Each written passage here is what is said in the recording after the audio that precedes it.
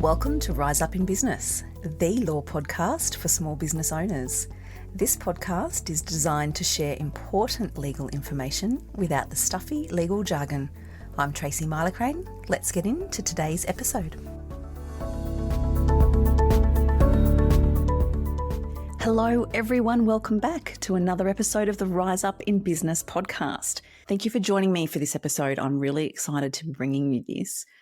In last week's episode, I spoke to you about risk and what is risk in business. And I shared in that episode that I wanted to shine a light on all of the different types of risk in business, because in today's episode, I want to talk you through the approach I take with my clients when we're putting strategies in place to reduce risk or to manage risk, or as I call it, your risk mitigation strategy.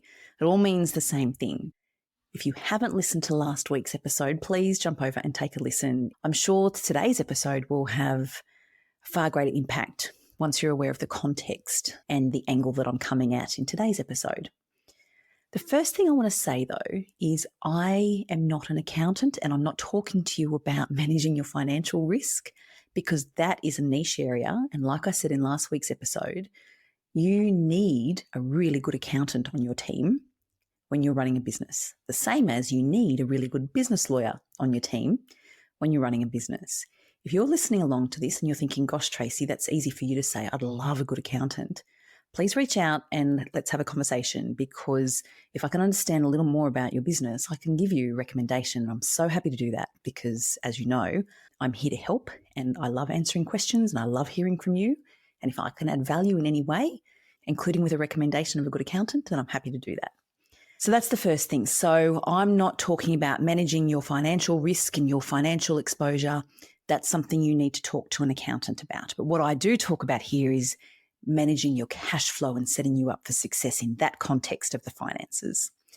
So my starting point when I'm working with a client to talk through their risk mitigation strategy is I explain the 3 pillars that a small business owner has when it comes to the risk mitigation strategy.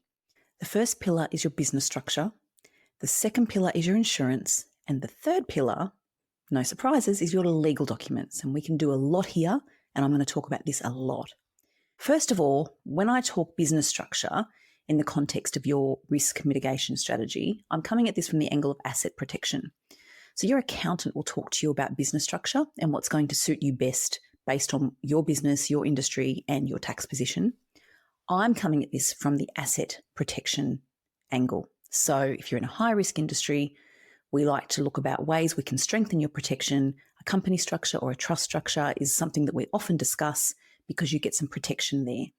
I also then spend time with my clients talking about the Corporations Act, obligations of directors, times where you won't get protection, debts that aren't protected, ATO debts and so forth. But when we're layering on protection for risk mitigation purposes, first and foremost, understanding the business structure options and landing on a structure that's right for you is really, really important. It's the first thing that we do.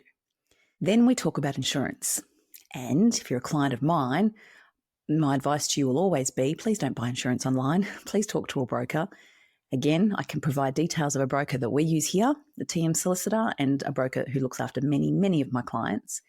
But talking to a broker to make sure that you're getting the right insurance in place for your business is really important, because if you buy insurance online, the reality is you don't really know what you're getting. You're not aware of all the exclusions, and we can't be satisfied that you do have the best protection in place. So the discussions around insurance will always start with public liability, professional indemnity, and workers' compensation, if applicable, and it extends from there depending on your unique circumstances, your business, your position. So that's the second pillar, is your insurance.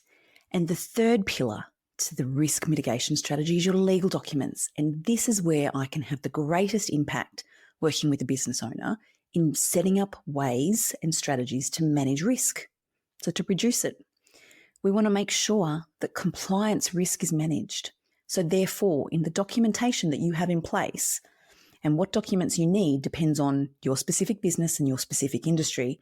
But whatever it is, we identify that, but then we dive in because we need to make sure you're complying with your obligations under the Australian consumer law. And then we need to identify any other areas or professional bodies that govern you that you need to comply with. And once we've got that compliance and licensing down, we know we've managed compliance risk. Then we look at financial risk. So we make sure that in your legal documents, it is crystal clear how you are to be paid, what services you're providing, what products you're providing, any exclusions, what you're not doing, what you're responsible for, manage the expectations, how are you delivering it, when are you being paid, what's your payment process and your payment schedule, deposits, progress payments, stages, full payment in advance, whatever it is. We talk about it and make sure that we're incorporating all of that into your legal documents so that you're getting paid on time every time, because this helps manage the financial risk when it comes to cash flow. As we all know, cash flow is the cornerstone of every business, and we need to make sure we've got solid, reliable cash flow so that you're getting paid on time every time to manage that component of financial risk. And we do that with such effect in your legal documents. Your operational risk is really important, and that's something that we can deal with really well in your legal documents because, again, these documents will set out how it is your business is operating, what you're doing, what you're not doing, what you're providing, how you're getting paid, what disclaimers apply, what's your liability limitation clauses, where's your protection. It all comes in here when we're talking about the operation of the business. And that's something that we can do in a really powerful way in your legal documents, provided we have the opportunity to tailor these for your business, because no two businesses are the same. And like you've heard me say so many times on this podcast and over on Instagram where I'm really active, DIY is for Bunnings, not for your legals. So templates don't have any place, in my view, when it comes to legal documents for a business, because these legal documents are so important. You do not want to be taking shortcuts with them. So I'm very firm in my view that if you want to use templates in your business, use them for your Excel spreadsheets or your cash flow projections or other things, not your legal documents. What we're also doing here, and you can start sensing this for yourself, I'm sure, but we're setting the business up for success when it comes to mitigating disputes. So whether it's clients or team members or suppliers or a business partner or a contractor, having properly tailored legal documents in place that really set out how you do business and what's expected of everybody else, whether they're client service agreements, your click wrap terms on your website, your employment agreement or your contractor agreement, whatever it is, there'll be a mechanism in there which manages expectations between the business and that party and a dispute resolution clause if need be. But ideally, we want to stay away from that. We want to prevent that because we've set out in the documentation as much as we possibly can, because we've taken the time to tailor it, to manage that relationship successfully. We can't, of course, look into our crystal ball and predict what's going to go wrong, and we can't control how other parties conduct themselves. So if we do find ourselves in an unfortunate event where there is a dispute or a misaligned expectation, then we have a dispute resolution process in the documentation so we know, okay, let's invoke this clause. This is what we're going to do. Essentially, we want to make sure we're all coming to the table as adults to have a really sensible conversation in good faith so we can nip it in the bud before it becomes bigger than it needs to be. So again, that's incorporated into the documents, and that can be really powerful. So you're starting to see the scaffolding effect that this documentation has, which is why your legal documents is a really important pillar to your risk mitigation strategy. And then, of course, in taking care of all of this, we're managing our reputational risk, because we're setting ourselves up for success with the party that we're entering into an agreement with. As I've said, client, supplier, consultant, employee, business partner. We're setting ourselves up for success because we're outlining in the documentation the expectations, how we do things, what we're not doing, all of the things that need to be taken into account for that particular relationship we're dealing with in the documents. So we're managing our reputational risk because we don't want things to go sour. We want to be able to nip things in the bud if they pop up unexpectedly so that they don't turn into bigger issues and have that impact on reputation. Clients feeling dissatisfied and leaving. We've all heard the statistics that an unhappy client will tell more people than a happy client about their services. We want to mitigate that. We want to reduce that. We want to manage that by setting ourselves up so that we don't have unhappy clients, and that if we do get to a point where there's some misaligned expectations or a client becomes disgruntled, we've got a process in place where we can detect it and deal with it, protecting us from reputational risk and harm. Same with employees leaving, same with a business partner and a falling out, or circumstances have changed in life and people want to part ways. It happens. But the point is, these important legal documents need to be tailored to accommodate for those things and to think about these things so that if they happen, your business is positioned really well to be able to deal with them without it impacting the business in a negative way. And in this context, I'm talking about that reputational risk.